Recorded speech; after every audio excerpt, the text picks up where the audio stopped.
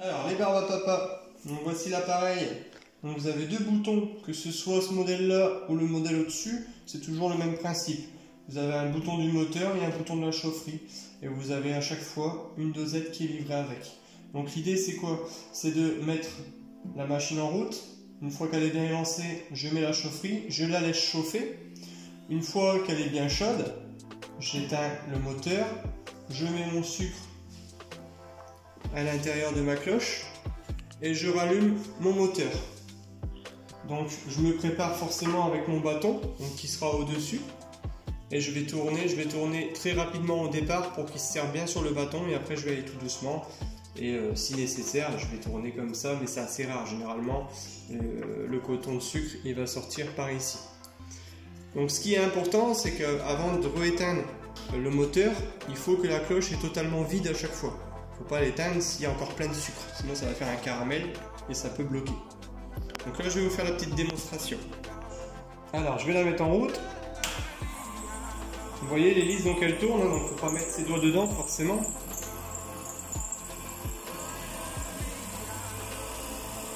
Cette fois-ci elle est lancée, donc je vais allumer la chaufferie.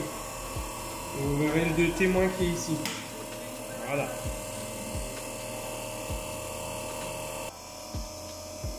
Donc voilà, donc on peut voir que la machine elle est chaude. Donc je vais éteindre tout simplement le moteur pour mettre le sucre. Donc je mets bien le sucre au milieu de la cloche, je redémarre le moteur et je me prépare, ça va démarrer.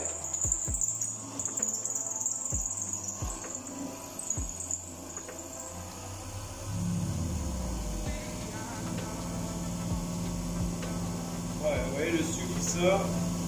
Je vais très vite au départ. Je mets la main le long de mon bâton. Et après je peux aller tout doucement.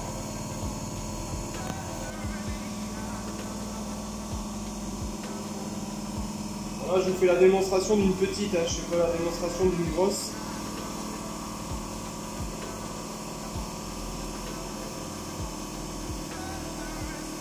Donc pour l'instant il y a encore du coton de sucre qui sort.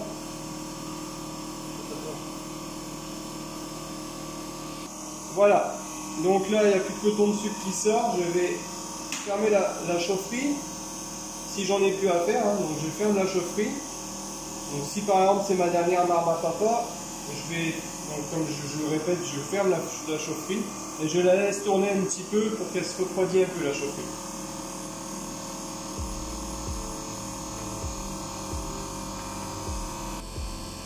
Voilà, donc là la cloche elle est bien froide, donc je peux rééteindre la machine.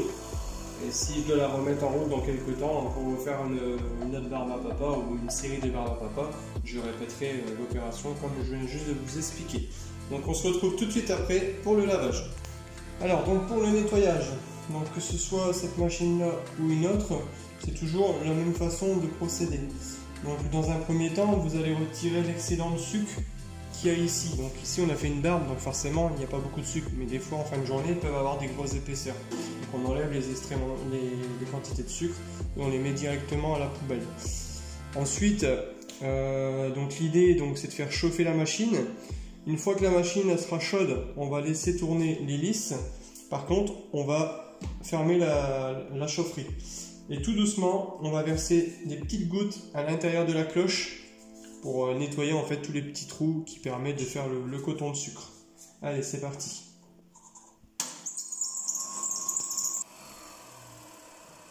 Alors donc l'idée c'est bien sûr de remplir le gobelet d'eau chaude et de le mettre des petites gouttes. Alors surtout des petites gouttes au fur et à mesure. Si vous mettez le verre complet, vous aurez des petits problèmes. Alors tout doucement, vous allez voir, ça va faire un petit choc thermique, hein, donc soyez pas surpris. On va verser tout doucement. Voilà, ne soyez pas surpris. Tout doucement, tout doucement, tout doucement. Je me suis trompé. Alors donc l'idée c'est de verser à l'intérieur de la cloche des petites gouttes au fur et à mesure. Pour ça, à chaque fois, j'éteins la chaufferie. Donc le bouton qu'il est ici. J'éteins la chaufferie et là je verse des petites gouttes.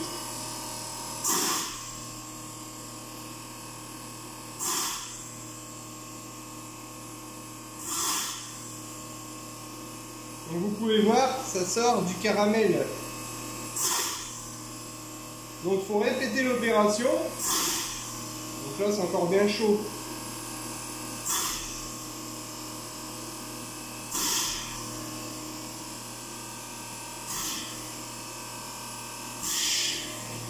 Voilà, donc là ce que vous pouvez faire, vous pouvez remettre à chauffer la chaufferie en attendant que vous remplissez votre verre pour un deuxième passage. Une fois que c'est bien chaud, je rééteins la chaufferie et je répète l'opération jusqu'à temps que mon eau devienne bien transparente et qu'il n'y a plus de caramel qui sort.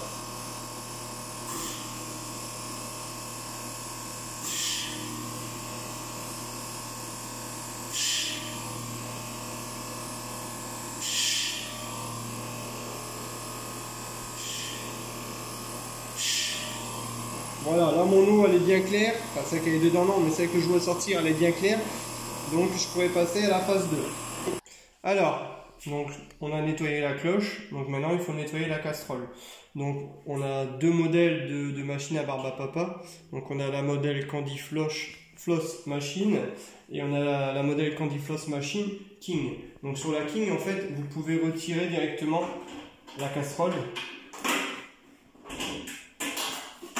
Vous voyez, vous pouvez retirer pour aller directement le mettre dans un évier et bien le remettre après. Donc si vous le remettez, c'est toujours le danger, donc c'est écrit danger face au public.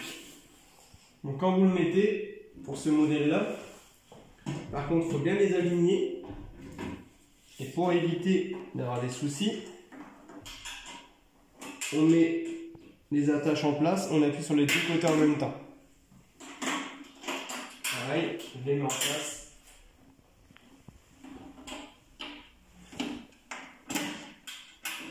Et j'appuie sur les deux côtés en même temps. Voilà. Ça évite tout simplement de casser une patte. Donc c'est pour ça qu'on fait les deux côtés en même temps. Donc pour le nettoyage, donc je vous ai expliqué la Candy Floss King, comment ça se passait. Donc c'est là, la casserole ne se démonte pas. Donc on nettoie, que c'est l'un ou l'autre, on nettoie à l'eau, eau chaude, sans produit. Voilà, on n'utilise pas de produits chimiques, on met que de l'eau. Donc avant toute chose, forcément, on retire l'alimentation. Donc je vais tirer la prise. Je retire l'alimentation et je peux retirer ici aussi. Comme ça, ça ne va pas m'encombrer. Et ensuite, à l'eau chaude. Voilà. Je nettoie le plus gros au départ. Bon, là c'est facile, hein, c'est que du nettoyage.